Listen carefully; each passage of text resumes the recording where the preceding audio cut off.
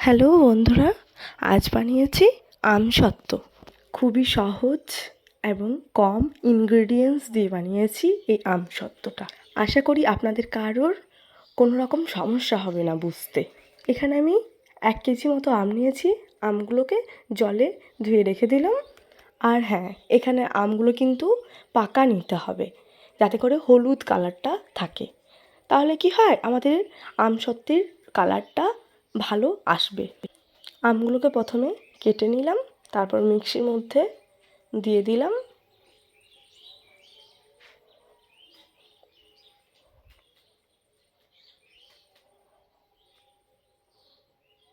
আর হ্যাঁ, আমার না এখানে অনেক বেশি আম দেওয়া হয়ে গেছিলো মিক্সিটার মধ্যে, তার জন্য আমি পরে কিছুটা আম কেটে নিয়েছিলাম। একসাথে অনেকগুলো আম দিলে মিক্সিতে পেস্ট করতে অনেক অসুবিধে হয়, তাই একটু একটু করে দিলাম। আর আপনারা দেখতেই পাচ্ছেন ডোটা কি সুন্দর হয়েছে, কতটা মসৃণ হয়েছে। এইভাবেই কিন্তু ডোটাকে করতে হবে। আমাদের ডোটা রেডি হয়ে গেছে। এইদিকে আমরা দুটি স্টিলের থালার মধ্যে একটু একটু করে রিফাইন্ড তেল এর মধ্যে দিয়ে ভালোভাবে মিক্স করে রেখে দিলাম। এরপর কড়াইতে এই ডোটাকে দিয়ে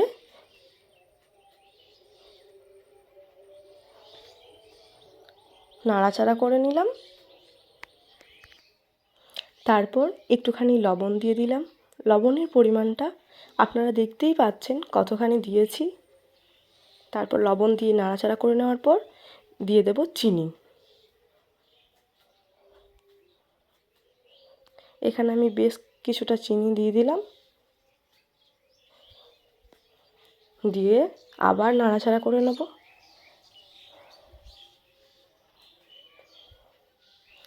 এটা কিন্তু নাড়াচাড়া করতে থাকতে হবে, কারণ কড়াইয়ের নিচে লেগে গেলে তখন অসুবিধা হবে।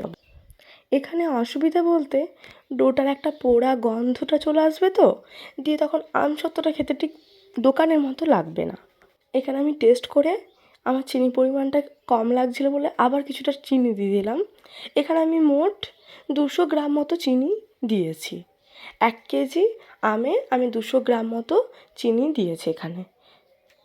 এবার এটা রেডি। দেখুন দইয়ের কালারটা কেমন ঘন হয়ে গেছে না। আগের থেকে তেল মাখিয়ে রাখা থালায় একটু একটু করে দিয়ে দিলাম এগুলোকে, দিয়ে সমান করে নিলাম। আর হ্যাঁ, অবশ্যই সমান করবেন কিন্তু, কারণ সমান না হলে না শোকাতে খুব সমস্যা হবে। একদিকটা শুকিয়ে যাবে, তখন আরেকটা শোকাবে না। আপনারা দেখুন এখানে আমি কিভাবে সমান করে নিচ্ছি। ঠিক এইভাবেই থালার কোণাগুলোকে ধরে সমান করে নেবেন, দেখবেন সমান হয়ে যাবে। আমাদের থালার মধ্যে দেওয়া কমপ্লিট। এবার রোদে দেওয়ার পালা। চলে এলাম রোদে দিতে। রোদে দেওয়া হলো। এটাকে আমি পরপর 2 দিন রোদে দিয়ে দিয়েছি। দেখুন আমসত্ত্বটা কি সুন্দর উঠে যাচ্ছে। এবার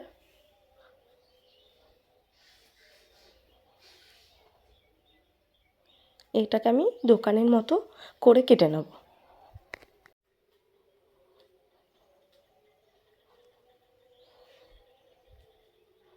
দেখুন কি সুন্দর উঠে যাচ্ছে থালার থেকে। ওই তেলটা দিয়ে রেখেছিলাম না, তার জন্য খুব সহজেই উঠে যাচ্ছে।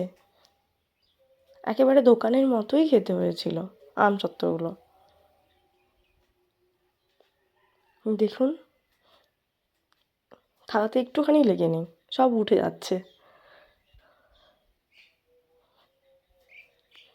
একে একে সবগুলোকে এভাবে উঠিয়ে নিলাম।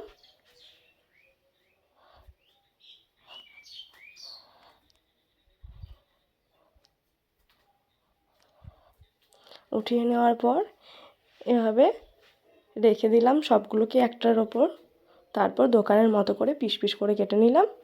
আর একরকম কাটবো ছোট্ট ছোট্ট করে পিস।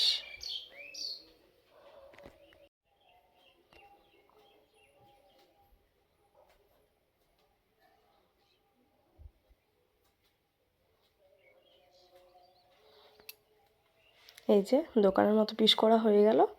এবার আমি নিজের মতো করে পিস করে নিচ্ছি ছোট্ট ছোট্ট করে। এই যে রেডি আমাদের আমসত্ত্ব। কেমন লাগলো জানাবেন কিন্তু, হ্যাঁ। টাটা।